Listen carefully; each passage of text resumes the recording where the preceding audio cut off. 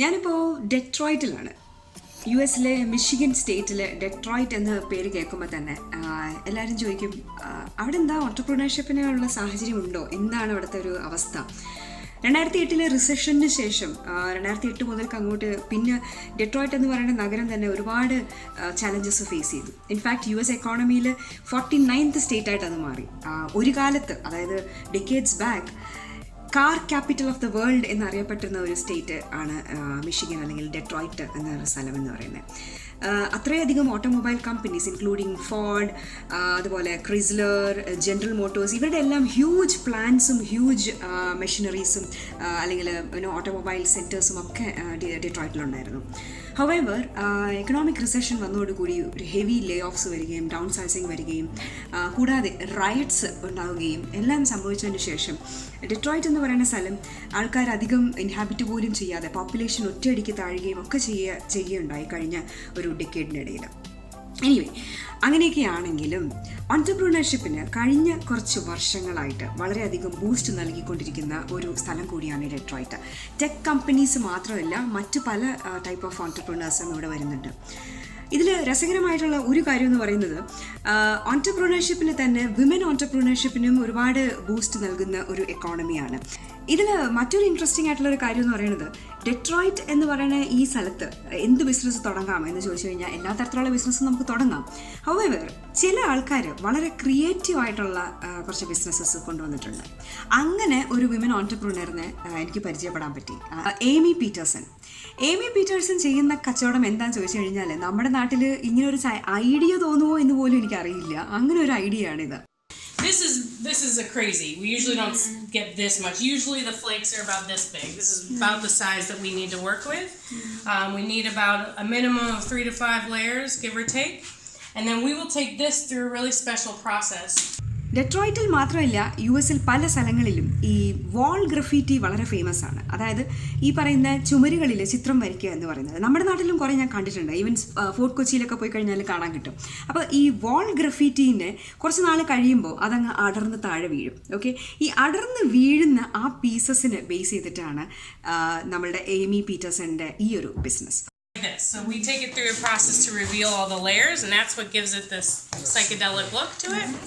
And then the women that we employ as part of the confidence building and in our curriculum, they get to cut whatever color patterns and shapes speak to them. So each piece is truly one of a kind, not only because of the cross-section of graffiti, but because of the woman who made it.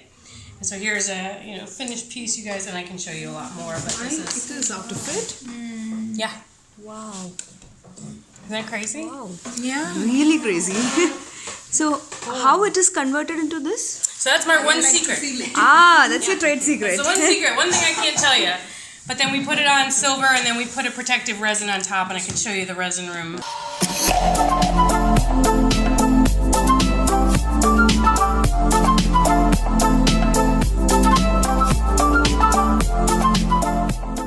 Well, I was living right next door to the women's shelter, and so when I would walk my dog, I would have conversations with the women and really learn their stories and how they left challenging situations in order to not only improve the lives for themselves but for their family.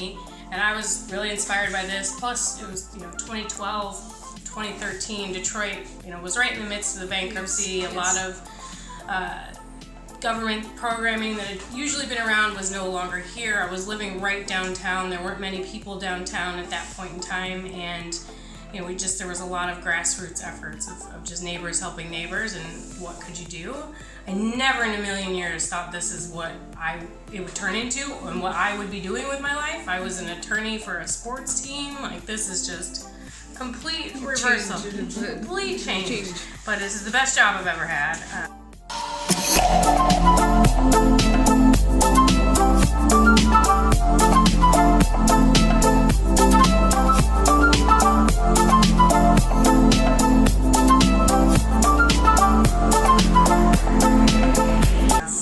We've just hired our 22nd woman out of the shelter, so that was amazing.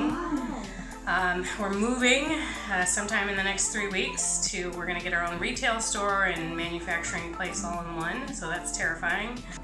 Nell എന്ന് പറയുന്ന ഈ ഒരു ഇനിഷ്യേറ്റീവിലൂടെ ഒരുപാട് refugee ആയിട്ടുള്ള വനിതകൾക്ക് ഇന്ന് അവർ ജോലി നൽകുന്നു എന്നുള്ളതാണ് ഏറ്റവും പ്രധാനപ്പെട്ട ഒരു കാര്യം. So when you buy from Rebel Nell you actually help and in the rehabilitation of refugee women particularly. Opportunity എന്ന് പറയുന്നത് നമുക്ക് ചുറ്റും എപ്പോഴും ഉണ്ട്. ഇതിനെ കാണാനുള്ള കാഴ്ച അല്ലെങ്കിൽ ആ ഒരു കണ്ണ്, അതാണ് നമ്മൾ ഡെവലപ്പ് ചെയ്തെടുക്കേണ്ടത്. ഏമി ഡെവലപ്പ് ചെയ്തെടുത്തതും അത് തന്നെയാണ്.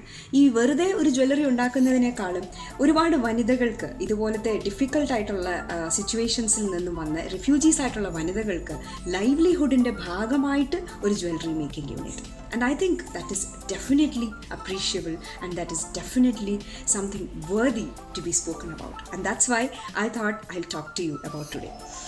So let's wish Amy the best.